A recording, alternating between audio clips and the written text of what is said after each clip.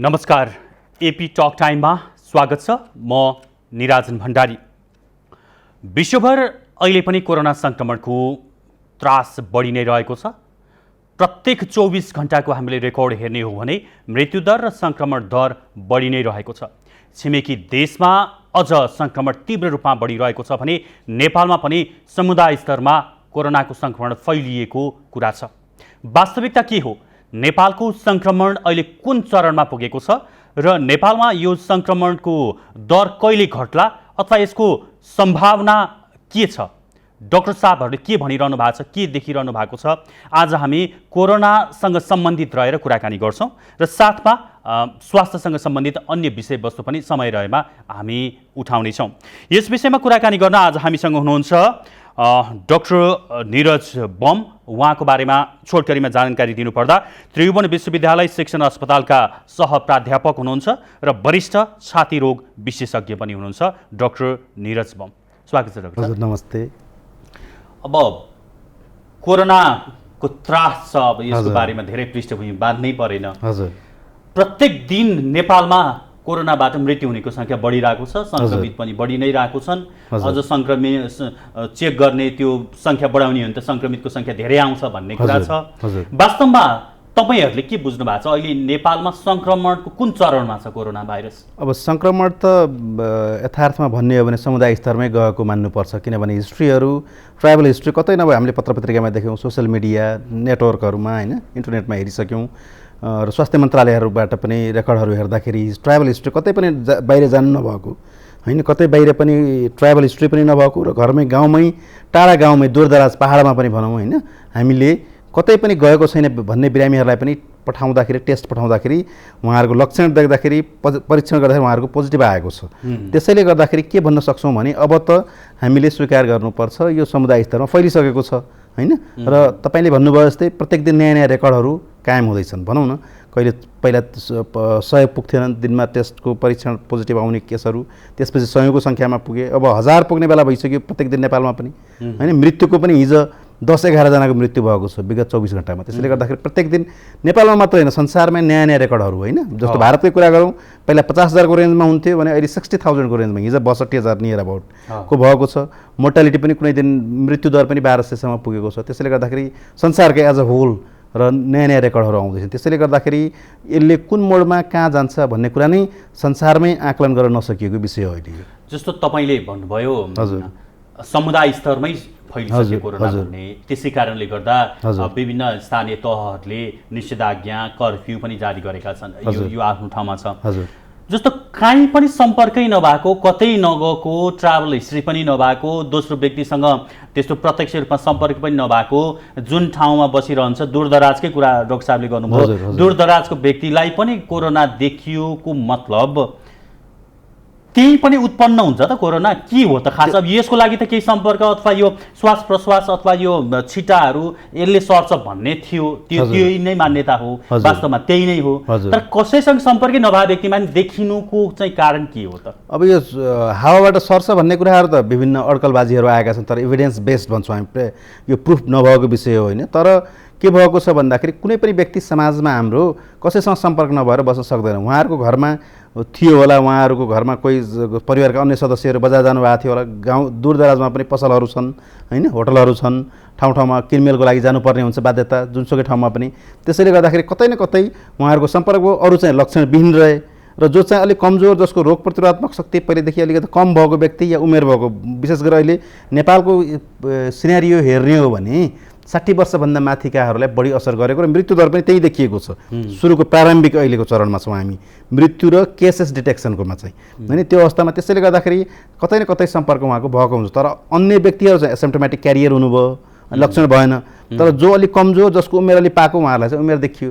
र उहाँहरू जस्तो अहिले विशेष गरेर हाम्रो यहाँ आएको अस्पतालमा देख्दाखेरि प्रायलाई जसलाई सङ्क्रमित भएर लक्षण देखेको प्रायलाई 80% भन्दा माथिको लागि श्वास प्रश्वास सम्बन्धित लक्षणहरू देखिएका छन्।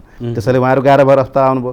र अहिले हामीले प्रायः ज्वरो आउने, खोकी लाग्ने, श्वास प्रश्वासमा कठिनाइ हुने सम्पूर्णलाई नेपाल सरकारको निर्देशनअनुसार नै र अलि सिरियस क्रिटिकल भएका केसहरूलाई हामीले परीक्षण पठाएको छौँ, PCR स्पेसियली, र तिनीहरूको पोजिटिभ आउने क्रम छ अहिले हैन। मृत्यु भइसके पनि अहिले हामीले संदिग्ध मृत्यु भनौँ न तिनीहरूलाई पनि पठाउने गरेको छौँ। त्यसैले गर्दाखेरि अहिले त्यस्तोमा देखिएको र समुदाय स्तरमा कतै न कतै जस्तो सम्पर्क त डाक्टर साहबले भएकै पनि हुन्छ। भन्नुभयो अहिले बडा आइरहेको छ, हजुर। समुदाय स्तरमा फैलियो, अब भयावह हुन्छ, अब खतरा हुन्छ हजुर। होइन। अब अहिले पनि हामी संयमित नहुने, सचेत नहुने हो भनेदेखि विकराल रूप लिन सक्छ भनेर हजुर। चेतावनी आइरहेको छ, तपाईँले दिइरहनु भएको छ। समुदाय स्तरमा फैलिने भनेको वास्तवमा के हो? यो आम व्यक्तिले बुझ्ने कुरा चाहिँ हामीले नर्मल्ली बुझ्छौँ कि समाज टोल छिमेकमा अब त्यो फैलिन्छ भन्ने नै हो कि अथवा डक्टरको भाषामा त्यो अलिकति फरक पनि छ? अहिले कम्युनिटी ट्रान्समिसन भन्छौँ हामी होइन। कस्तो हुन्छ भन्दाखेरि पहिला सुरुमा ट्राभलरहरूमा मात्रै होइन, जो ट्राभल हिस्ट्री जो बाहिरबाट आउनुभयो विशेष गरेर, किनभने यो त विशेष गरेर त 2019 डिसेम्बरमा सुरुमा हुँदाखेरि यो भाइरस डिटेक्सन भएको त वुहानबाट हो, चाइनाबाट एउटा प्रोभिन्स होइन।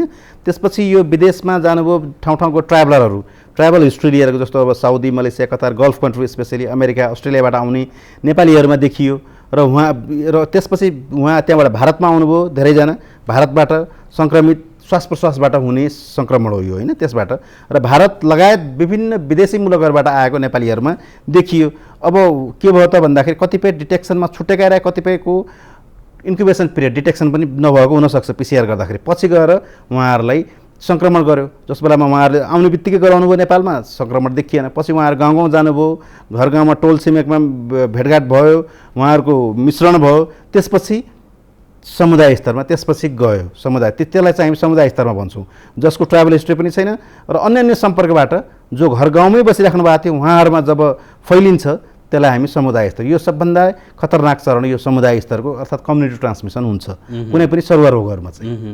मतलब कोरोना सङ्क्रमणको अहिलेको लेभल भनेको नेपालमा कम्युनिटी ट्रान्समिसन समुदाय लेभलमै छ। हामीहरू यसमा नेपालको सन्दर्भमा काठमाडौँ अलि बढी जोखिम छ भन्ने कुरा छ। हरेक दिन काठमाडौँका बिरामी थपिरहेका छन्। काठमाडौँमा यो फैलिने क्रम कसरी बढिरहेको छ, कतिको तीव्र छ, तपाईँहरूले के बुझिरहनु भएको छ यसमा? अब यो के छ भन्दाखेरि संसारको इतिहासले जो अहिले भयो नि 2019 र 20मा यो पेन्डेमिक भन्छौँ हामी, महामारी, यसमा इतिहासमा के देखियो भन्दाखेरि रेड स्पट, हट स्पटहरू कहाँ कहाँ छन् त भन्दाखेरि जहाँ बढी मान्छेहरू चलायमान छन् अथवा जहाँ बढी मान्छेहरूको आवत जावत हुन्छ। जस्तो हामीले फर इक्जाम्पल इटालीको भेनिस, मिलान एरिया होइन, संसारको सबैभन्दा बढी स्पेनको म्याड्रिड होइन त्यो एरिया, त्यस्तै गरेर फ्रान्सको पेरिस होइन, अमेरिकाको न्युयोर्क, किनभने त्यो एरिया भनेको मुख्य राजधानीहरू भन्दा पनि जहाँ टुरिस्टहरू बढीहरू आवत जावत हुन्छ।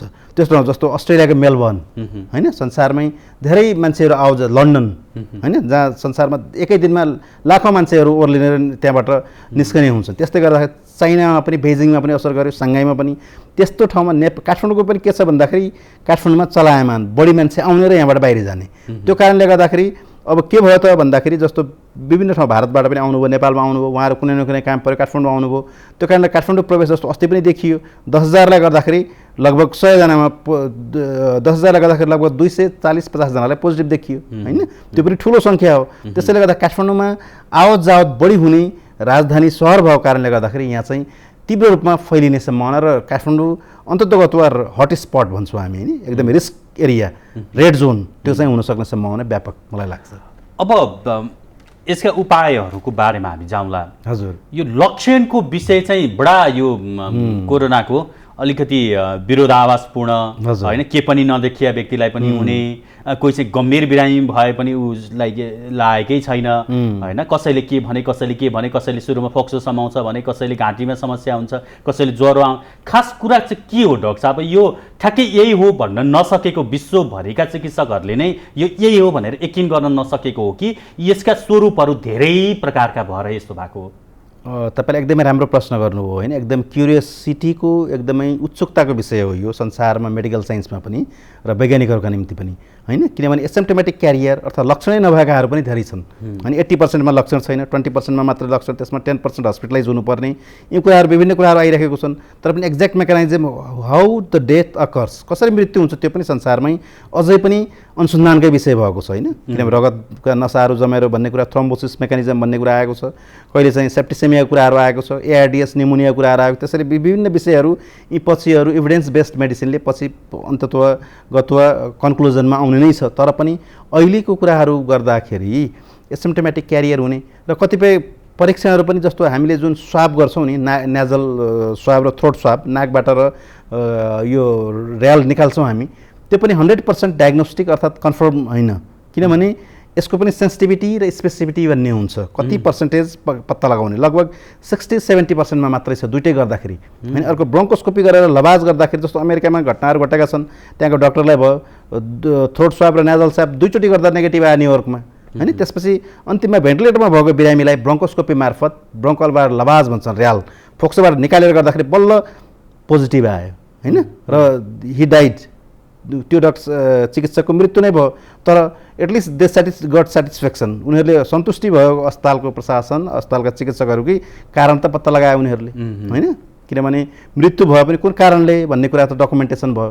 त्यस्तै कुराहरू त्यसपछि ब्रोन्कोस्कोपिक लवाज, ब्रोन्कलबाट लवाज भन्छन्, फोक्सोबाटै र्याल निकालेर चेक गर्ने। त्यसैले गर्दाखेरि त्यो गरेपछि सेन्सिटिभिटी बढेर जान्छ। त्यसैले गर्दाखेरि 100% कतिपय हामीले नेगेटिभ भन्दा पनि अझ ढुक्क हुने स्थिति छैन, फेरि रिपिट गर्नुपर्ने स्थिति पनि आउन सक्छ होइन। यी कारणहरू छन्। त्यसैले गर्दाखेरि एसिम्प्टोमेटिक क्यारियर टु सिभियर सिम्पटम्सहरू हुन सक्छन्। प्रायःलाई नेपालमा देखिएको मृत्युहरू कारणहरू अस्पताल आउनुभएको श्वास प्रश्वासकै समस्या लिएर आउनुभएको छ धेरै जसो। तर झाडापाखरा लागेर कोल्याप्स भएका, मृत्यु भएका बिरामीहरूमा पनि कोरोना देखिएको छ होइन। झाडापाखराबाट पनि हुनसक्छ। अप्पर जिआई ब्लिडिङ होइन, कालो दिशा हुने अर्थात् रगत बान्ता हुने बिरामीहरूमा पनि पोजिटिभ देखिएको छ। त्यसैले विभिन्न किसिमको स्वरूपहरूबाट आइराखेको छ। त्यसैले गर्दाखेरि त मेडिकल साइन्सलाई अहिले एउटा चुनौतीको विषय भएर आएको छ होइन। त्यसैले गर्दाखेरि संसारलाई नै एउटा चुनौतीको पूर्णको विषय र संसारलाई नै चुनौती दिएर रहेको विषय अहिले कोरोना महामारी रहेको छ होइन। नेपालमा चाहिँ जस्तो अब तपाईँ संलग्न भएको अस्पतालमै पनि धेरैजना आउनुहुन्छ, चेकअप गर्नुहुन्छ। नेपालीहरूलाई चाहिँ बढी जसो के लक्षण देखिया छ? अरू आम विश्वभरिमै उस्तै छ कि नेपालीहरूलाई देखिने अलिकति फरक खालको छ? यो भएकोलाई चाहिँ कोरोनै भयो भने तपाईँहरूले डिक्लेयरै गरी, मतलब त्यो खालको तपाईँहरू एक प्रकारले यसले कोरोना लागेको भनेरै त्यो भन्न सक्नुहुन्छ?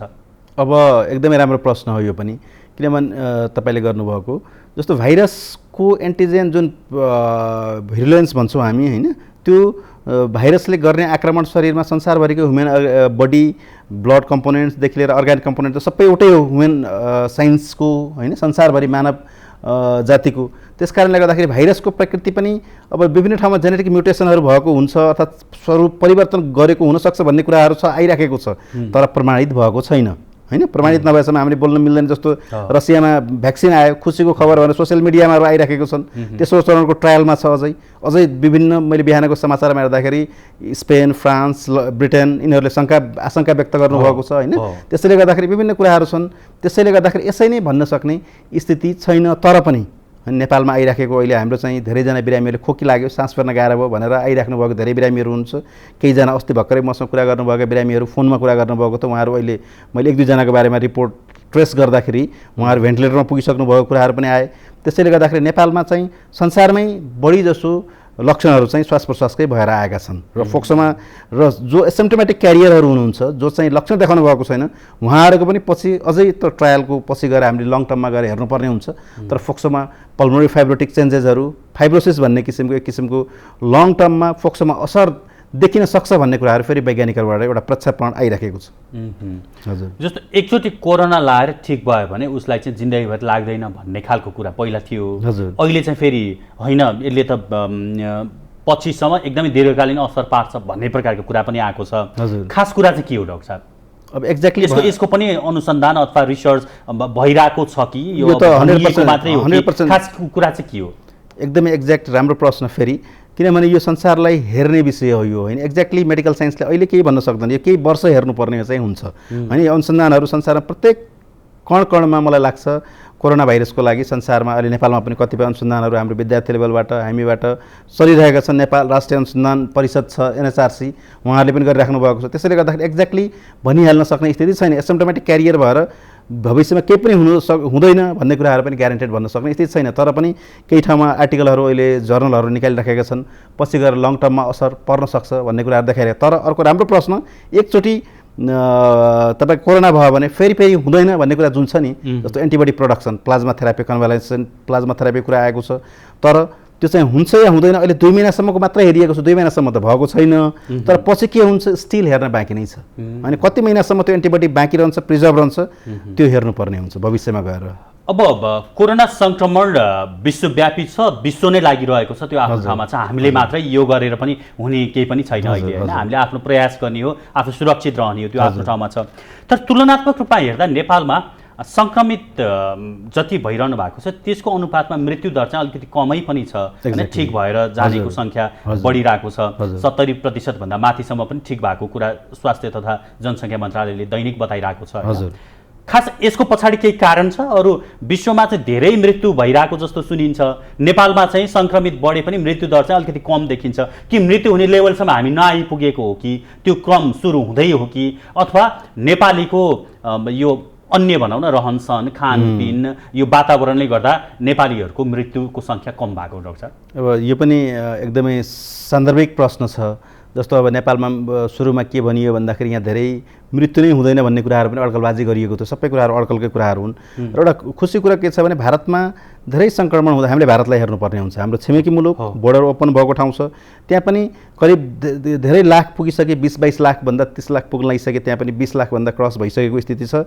मृत्यु पनि तपाईँको 50,000 भन्दा नागिसकेको स्थिति होइन। त्यसमा पनि हामीले हेर्दाखेरि त्यहाँ पनि mortality rate not very high, 2.5%, 3% पनि पुगेको छैन। त्यसैले गर्दा यो खुसीको कुरा हो।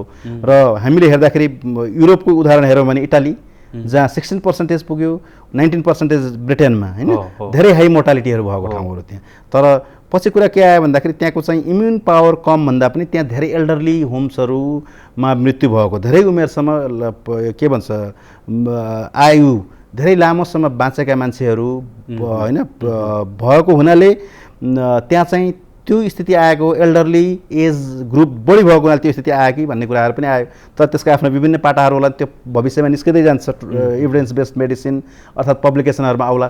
तर पनि हामीले खुसी हुनुपर्ने कुरा के छ भने मोर्टालिटी रेट भारतमा धेरै बढेको छैन। तर नेपालको चाहिँ भन्न सक्ने स्थिति केही पनि छैन स्टिल, किनभने हामी कुन चरणमा छौँ अर्थात् तपाईँले भने जस्तै त्यो समय नै हामी आइपुगेको छैनौँ कि होइन। किनभने अस्ति नै केही दिन अगाडि जुन बेला लकडाउन खोल्ने निर्णयहरू गरिएको त्यस बेलामा हेर्दाखेरि नेपालमा लगभग स्थिति साम्य भइसकेको जस्तो लागेको थियो होइन। त्यसैले गर्दाखेरि खोल्ने पनि परीक्षण गरियो र नेपाल सरकारको कयौँ ठाउँमा मिटिङहरूमा हामीले कुरा पनि सुनेको थियौँ उहाँहरूबाट, पदाधिकारीहरूबाट कि अब नेपालमा लगभग नियन्त्रण भइसक्यो। तर फेरि यो स्थिति आयो। त्यसैले गर्दाखेरि प्रेडिक्सन गर्न अर्थात् भविष्यमाको बारेमा सोच्न र यसै भन्न चाहिँ निकै कठिन परिस्थिति छ। जस्तो मृत्यु हुने क्रम त नेपालमा भर्खर सुरु भयो एक्ज्याक्टली होइन। अब हामीले विगत कति 15 दिन यता हेर्ने हो भने सर्वाधिक मृत्यु नै यो दिनमा भएको रहेछ, 15 दिन यता। यसको मतलब कि डाक्टर साहब अब नेपालमा चाहिँ यो मृत्युको दर बढ्दै गरेको जस्तो हो? तपाईँहरूले पनि त्यही प्रकारको आकलन गर्नुभएको छ अहिले? मलाई पनि त्यो लाग्दैछ व्यक्तिगत रूपमा भन्ने हो भने। किनभने जस्तो हिजो मात्रै लास्ट 24 आवर्समा 11 जनाको मृत्यु होइन। सुरुमा हाम्रो नेपालमा डिटेक्सन रेट 11 जना थियो होइन। भनौँ न 30 पुग्न कति दिन लागेको थियो। त्यस्तै गर्दाखेरि मलाई लाग्छ बिस्तारै यो भुसको आगो सल्के जस्तै पो हो कि होइन। अब यो त म क्लिनिकल डाक्टर अर्थात् चिकित्सक भएको भन्दा पनि जनस्वास्थ्यविद पब्लिक हेल्थको डाक्टर साहबहरू उहाँहरू चिकित्सकहरूलाई बढी यसबारेमा उहाँहरू गहन अध्ययन। तर पनि प्रत्येक दिन नयाँ रेकर्ड हुँदैछ होइन। हिजो एक दिन 638, त्योभन्दा पहिला 700। मृत्युमा पनि तपाईँको पहिला 1 जना मृत्यु हुन्थ्यो 2-3 दिनमा, भनेपछि लास्ट 1 हप्तामा 17 जनाको मृत्यु भएको छ उपत्यकामा पनि होइन। त्यसैले गर्दाखेरि बढ्न सक्छ भन्ने अझै पनि त्रास छ। हजुर।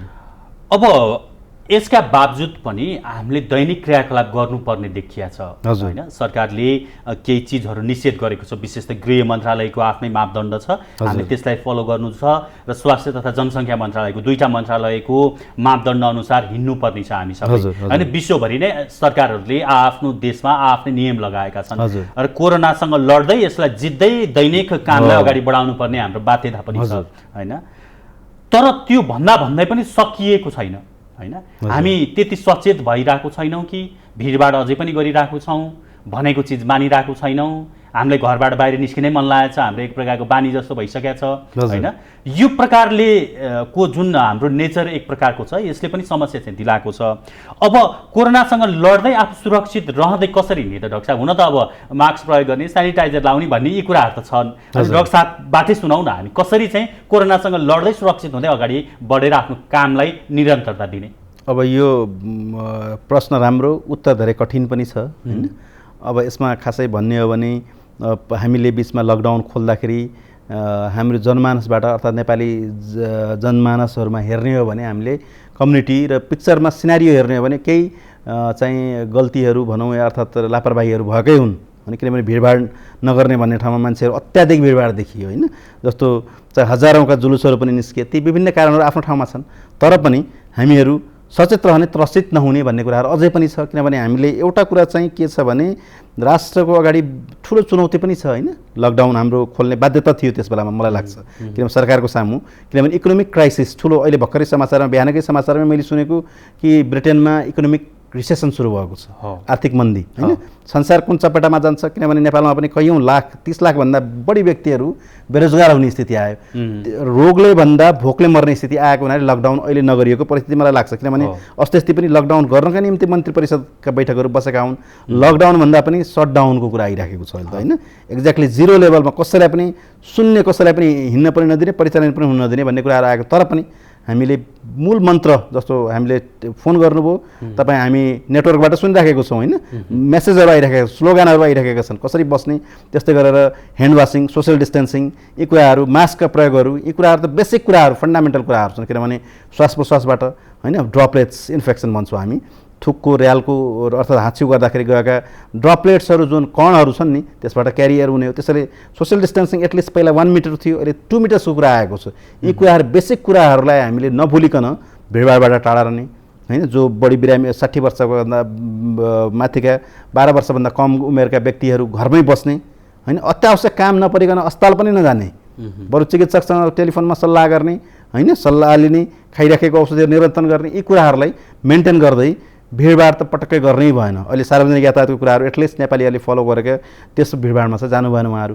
किनभने हामीले जुन परिस्थितिको आकलन गर्दैथ्यौँ र आउन सक्छ भन्ने कुराहरू थिए पहिला देखेको थिएन अब त देखिँदैछ मृत्युको दरहरू होइन जस्तो अब वीरगन्जमा पनि एउटा लावारिस भएर हिजो मृत्यु भएको केस पछि कोरोना पोजिटिभ आयो भर्खरको युवा अवस्थामा यी कुराहरू आउँदै गर्छन् त्यसैले गर्दाखेरि मेरो विनम्र अनुरोध यी कुराहरूलाई मेन्टेन गर्दै जस्तो अब रोग प्रतिरोधक शक्ति कम भएका व्यक्तिहरू विशेष गरेर समाजमा हुनुहुन्छ क्यान्सर भनौँ मृगुला रोगीहरू त्यस्तै गरेर तपाईँका दमका बिरामीहरू अनि लामो समयसम्म औषधि खाइरहेका बिरामीहरू मधुमेहका बिरामीहरू क्षयरोगका बिरामीहरू यिनीहरूले चाहिँ घरमै बसिदिनु हुन विनम्र अनुरोध गर्दछु निवेदन पनि गर्छु र अर्को कुरा चाहिँ हाम्रो धुम्रपान र मद्यपान होइन जसले रोग प्रतिरोधक शक्ति घटाउँछ मैले लिटरेचरहरू पढ्दाखेरि देखाएको पनि थियो तिनीहरूलाई चाहिँ हामीले निषेध गर्नुपर्छ तिनीहरूबाट चाहिँ धेरै छुटकारा तिनीहरू चाहिँ लिनु हुँदैन भन्ने मलाई लाग्दछ डाक्टर साहब अहिले काठमाडौँका हस्पिटलहरू बिस्तारै भरिए अब कोरोना रोग लाग्यो भने पनि उपचार गर्न ठाउँै छैन होइन अब मतलब त्यो एउटा कुराकानी नै बोलीचाली त्यो आम जनसमुदायमा यदि कोरोना लाग्यो भने त हस्पिटलै नगइकन घरमै मर्नुपर्ने अवस्था छ किनकि सबै अस्पतालहरू प्याक भइसके र कतिपय अस्पतालले त बिरामी लिनै बन्द गरिदिइसके भन्ने प्रकारका कुराहरू छ अवस्था यस्तै हो र डाक्टर साहब अहिले काठमाडौँमा मैले पनि सुनेको भन्दा अस्ति लास्ट केही दिन अगाडि पनि एकजनाले व्यक्ति उहाँ शिक्षित व्यक्ति राम्रो व्यक्ति हुनुहुन्थ्यो उहाँले फोन गर्नुभयो कोरोना पोजिटिभ नै आएको रहेछ अनि उहाँ घरमै आइसोलेसनमा होम आइसोलेसनमा बस्नुभयो पछि उहाँलाई खोकी लाग्न थाल्यो सास फेर्न पनि गाह्रो होला जस्तो भनेर कम्प्लेन गर्न थाल्नुभयो भन्दाखेरि कहाँ जाने भन्दाखेरि उहाँले विभिन्न काठमाडौँमा भएका प्राइभेट ठुल्ठुला अस्पतालमा सम्पर्क गर्नुभयो तर उहाँहरूले लिन नमान्नु भएको भन्ने उहाँले भन्नुभयो होइन र उहाँले गुनासो गर्नुभयो एटलिस्ट एक्सरे पनि गर्न नपाइने भयो भन्ने कुराहरू गुनासो गर्नुभयो पछि हामीले स्वास्थ्य मन्त्रालयसँग सम्पर्क गर्दा गर्दा बल्ल बल्ल उहाँ भर्ना हुनुभयो र अहिले मलाई लाग्छ क्रिटिकल सिचुएसनमा उहाँ प्रवेश गर्नुभएको छ भन्ने कुरा हिजो मैले खबर पाएको छु त्यस्तै कुराहरू विभिन्न कुराहरू समस्याहरू आएका छन् र अस्पतालहरू भरिने क्रम सरकारी अस्पतालहरू भरिने क्रम पनि भइराखेको छ र विशेष गरेर भेन्टिलेटरहरू मलाई लाग्छ भेन्टिलेटरको अभाव चाहिँ हुन सक्ने ठुलो समस्या देखिएको छ जस्तो हामीले इटालीमा देख्यौँ पनि अनि त्यहाँको चाहिँ रिपोर्टहरू पढ्यौँ कि जसलाई बाँच्न सक्ने व्यक्तिलाई मात्र उपचार गरियो अन्तिममा गएर भेन्टिलेटरमा कसलाई राख्ने त भन्दाखेरि जसमा इम्युन पावर इम्युन कम्प्रोमाइज भएको छैन रोग प्रतिरोधक शक्ति यथेष्ट मात्रामा छ र यङ एजका व्यक्तिहरू जो बाँच्न सक्छन् प्रोबेबिलिटी भएकोलाई मात्रै प्राथमिकता दिइयो आमा छोरा दुईजना सङ्क्रमित भएर अस्पताल जाँदाखेरि एकजना मात्रै बस्न सक्नुहुन्छ, को बस्नुहुन्छ तपाईँहरू भनेर चुज गर्न लगाउनु भयो भन्ने प्रकारको भावुक समाचार पनि त्यो स्थितिहरू चाहिँ आउन सक्छ हाम्रो देशमा पनि, काठमाडौँमा नेपालमा पनि त्यो अवस्था आउन सक्छ र पिक पुग्ने कुराहरू पहिले पनि प्रक्षेपण भएको भदौ असोज नेपालमा जहिले पनि सिनारियो हेर्ने हो भने ज्वरो खोकी रुगा लाग्ने श्वास प्रश्वासका बिरामीहरू बढ्ने भदौ असोजमा निकै बढ्थे।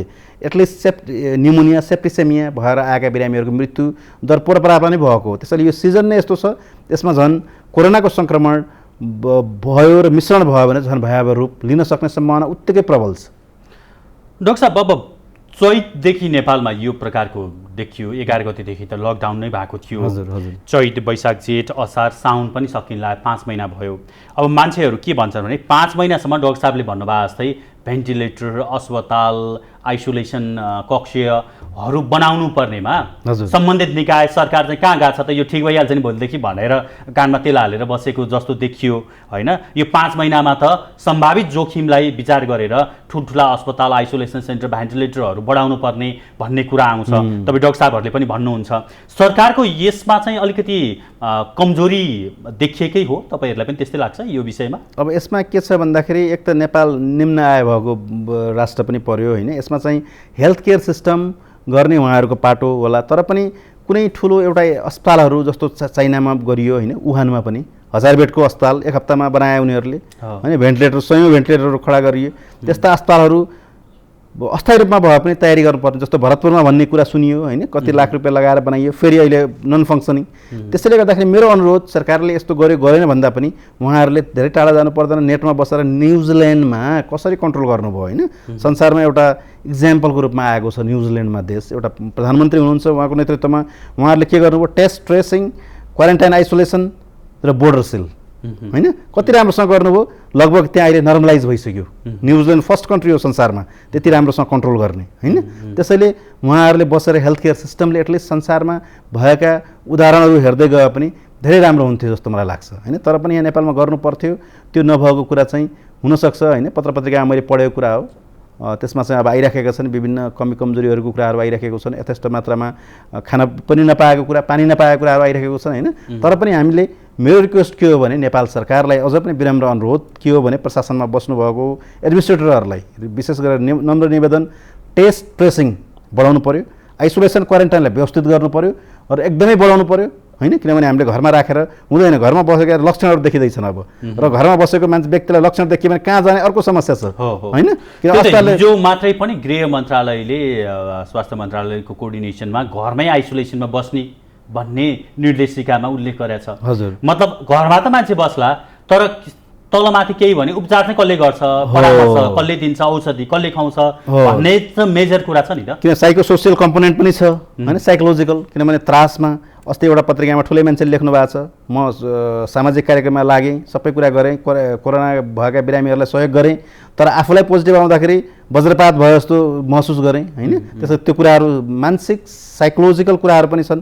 कसले त्यहाँ काउन्सिलिङहरू गर्ने होइन, औषधि उहाँलाई कुनै बेला गाह्रो भयो भने, किनभने त्रास हुन्छ र फिल पनि त्यस्तै हुन्छ होइन। गाह्रो कुनै बेला केही हुने बित्तिकै, कतातिर दुख्ने बित्तिकै मान्छेहरू त तपाईँको छाती दुखेर आउनुहुन्छ कोरोना भयो कि भनेर आउनुहुन्छ होइन। अहिले साइकोसोसियल इम्प्याक्ट फ्याक्टरहरू पनि छन्। त्यसैले यी कुराहरूलाई गर्दाखेरि प्रत्यक्ष घरमै राखे पनि मोनिटरिङ त हुनु पर्यो, अब्जर्भेसन हुनु पर्यो होइन। तर उहाँलाई राति गाह्रो भयो एक्कासी भने कुन अस्पताल कसरी जानुहुन्छ उहाँ, जस्तो टिचिङ अस्पतालमा फर इक्जाम्पल हिजो सिल भएको छ इमर्जेन्सी होइन, त्यहाँ लिन सक्नुहुन्न, कुन अस्पताल कसरी जाने त्यो पनि दायरा हुनु पर्यो। जाँदा जाँदै यही कुरा गरिहालौँ, इमर्जेन्सी सिल भयो, अब कति दिन हुन्छ यो सिल? अब यो सिल त यो त एकदमै बढी बिरामीहरू आउने ठाउँ हो, दैनिक 400-500 आउनुहुन्छ इमर्जेन्सीमा मात्रै होइन, भर्नाको लागि नेपालभरिबाट आइराख्नु भएको। त्यसैले गर्दाखेरि लामो हुँदैन यो चाहिँ। अब पिसिआर गर्नुहुन्छ र नेगेटिभ आउने पिसिआरको रिपोर्ट लगभग 1 दिनमै आउँछ, त्यसपछि तुरुन्तै खोलि नै हाल्छ। इमर्जेन्सी त एकदमै छिटो खोल्नुपर्ने कुरा हो। अस्पतालको इमर्जेन्सी अहिले सिल भए पनि लामो समय चल्दैन, लामो समय तुरुन्तै खुल्छ यो त। डाक्टर साहब हुन्छ, अब कुराकानी अझै धेरै गर्न मन थियो, समय सकिएको छ, किनकि यो विषय नै यति धेरै गम्भीर पनि छ, भावनात्मक पनि छ र अहिले कुरै गर्नुपर्ने विषय पनि छ यो होइन। यहाँको समय र विचारको लागि आजको लागि म धेरै धेरै धन्यवाद दिन चाहन्छु। धेरै धेरै धन्यवाद। दर्शकवृन्द, आज हामीले एपी टक टाइममा कुराकानी गऱ्यौँ त्रिभुवन विश्वविद्यालय शिक्षण अस्पतालका वरिष्ठ छातीरोग विशेषज्ञ एवं सह प्राध्यापक डाक्टर निरज बमसँग विशेष त कोरोना संक्रमण, नेपालको अहिलेको स्थिति र यसबाट कसरी जोगिने भन्ने विषयमा हामीले कुराकानी गरेका हौँ। तपाईँ सम्पूर्ण दर्शक महानुभावलाई कार्यक्रम हेरेर साथ दिनुभएकोमा आभार व्यक्त गर्दै एपी टक टाइमबाट हामी बिदा हुन्छौँ। नमस्कार।